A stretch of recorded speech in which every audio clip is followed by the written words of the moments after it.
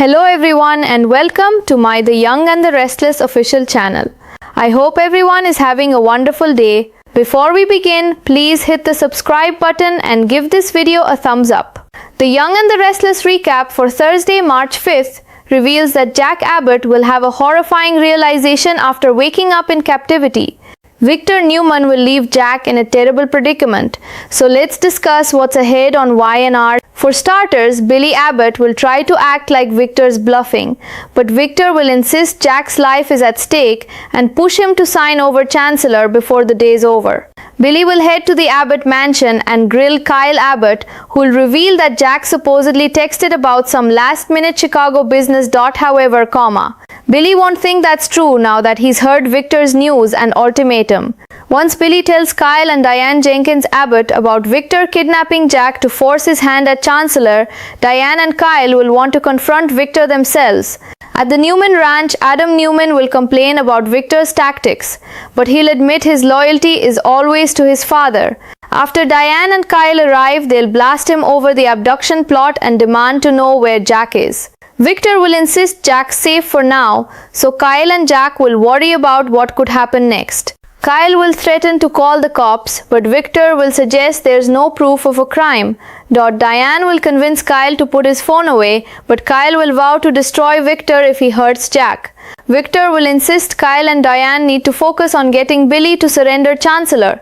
At Billy's place, Audra Charles will show up for a work meeting with Sally Spectra, who will confirm she's back together with Billy. Audra will have some concerns, but she'll know she's the last person who should be judging anyone's love life. Sally will assure Audra that Billy genuinely listened this time and will finally think he's right about having it all. This is about Sally choosing love over fear, so she'll feel good about her decision. Once Billy returns, he'll ask to speak with Sally privately. That'll give Billy a chance to bring Sally up to speed on the whole Jack kidnapping situation. Billy will acknowledge that since the contract isn't finalized, Phyllis Summers is still in charge of Chancellor. Although Billy will hope to rectify that and get his contract locked in, he'll hate the idea of handing Chancellor back over to Victor. At the same time, Billy won't underestimate Victor's disdain for Jack and what Victor is capable of when he's spinning out like this. Sally will get that Billy's in a tight spot and will work to comfort him. Billy will point out that until he has proof that Jack's okay, Victor will get nothing. As for Jack, he'll wake up on a bed and seem disoriented as he tries to focus on the room around him. Jack will try the door and find that it's locked. It'll eventually become clear that it's a yacht cabin since Jack will look out the tiny window and find that he's surrounded by water. A wider shot will confirm that Jack's indeed on a yacht in the middle of the ocean. At Crimson Lights, Claire Newman will open up to Victoria Newman about her trip to Los Angeles and her disturbing realization.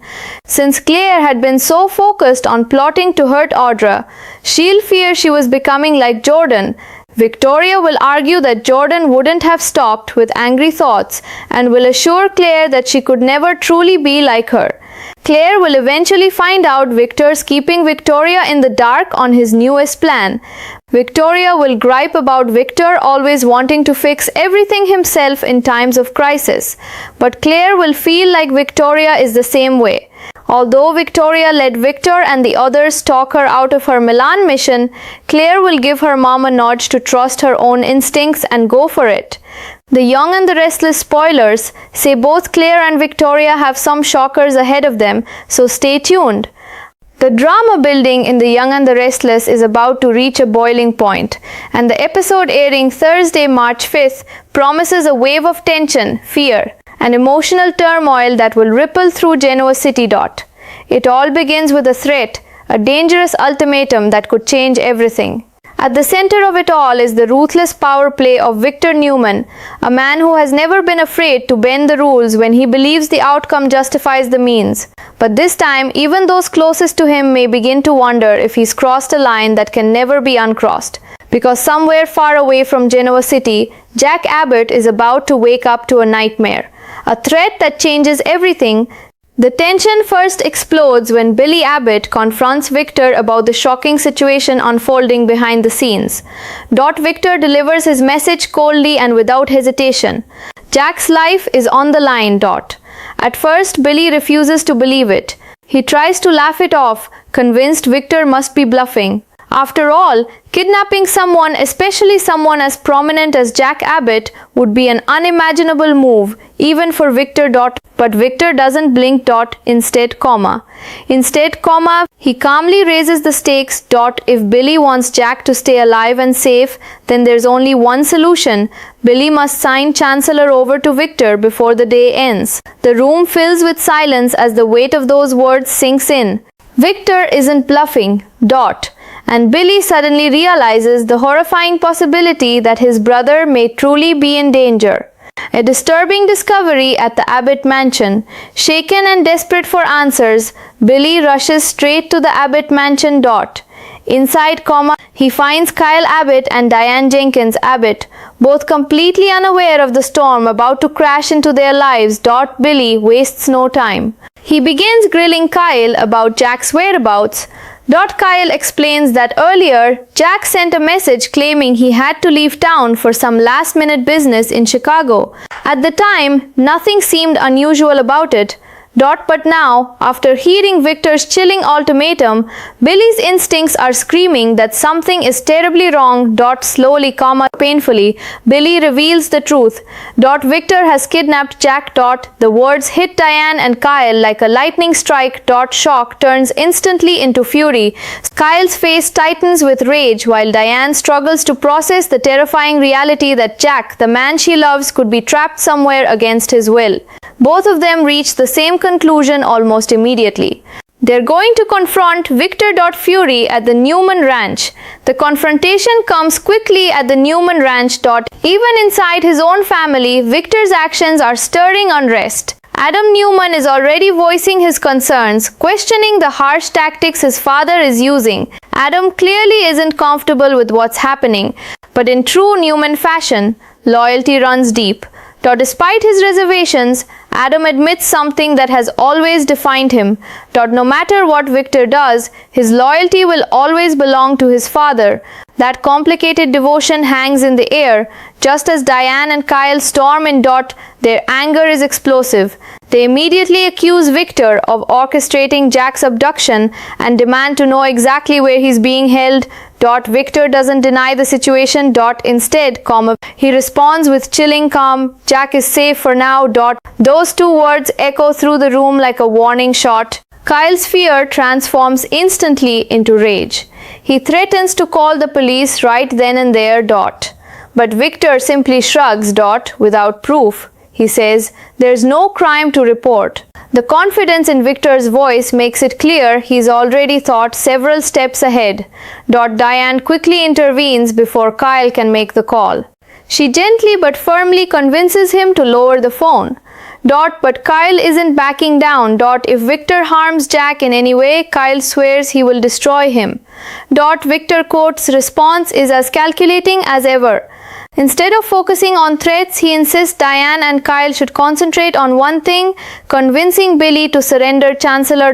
Because in Victor's mind, the solution is simple. Billy gives him the company and Jack walks free. Love, loyalty and a dangerous choice.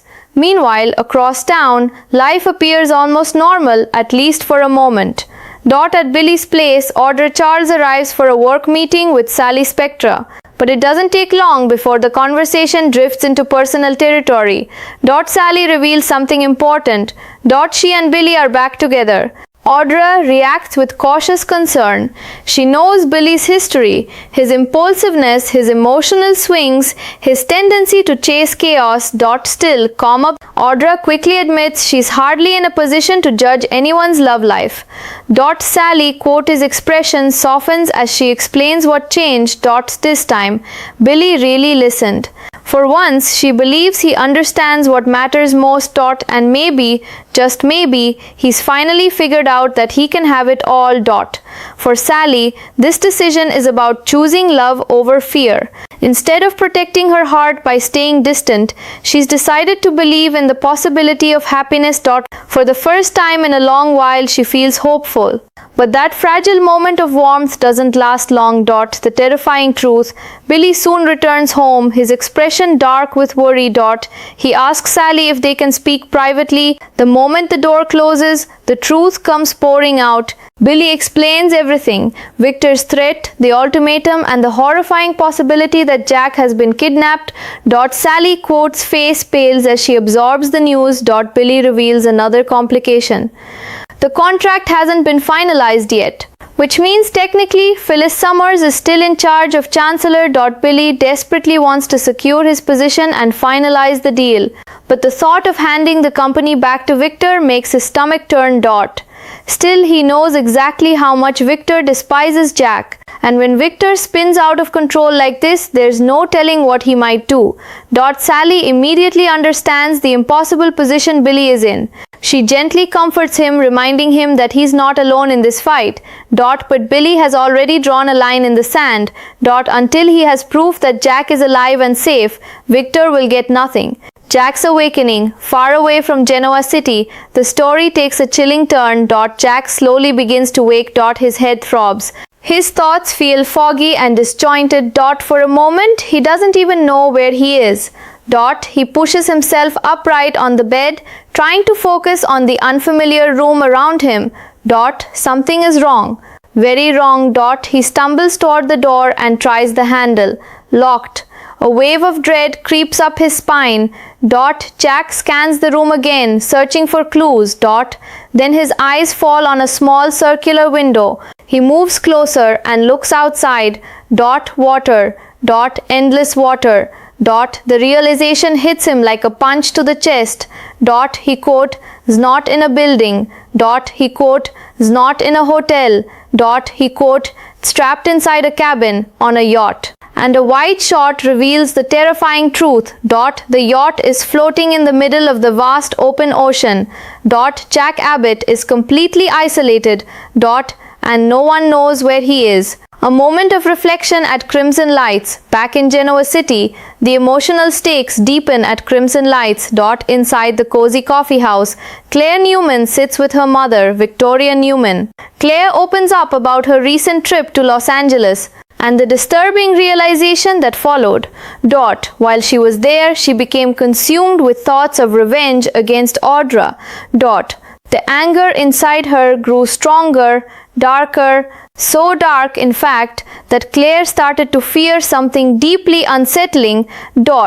What if she was becoming like Jordan? Victoria quickly reassures her. Jordan didn't stop at angry thoughts. Jordan acted on them. Claire didn't.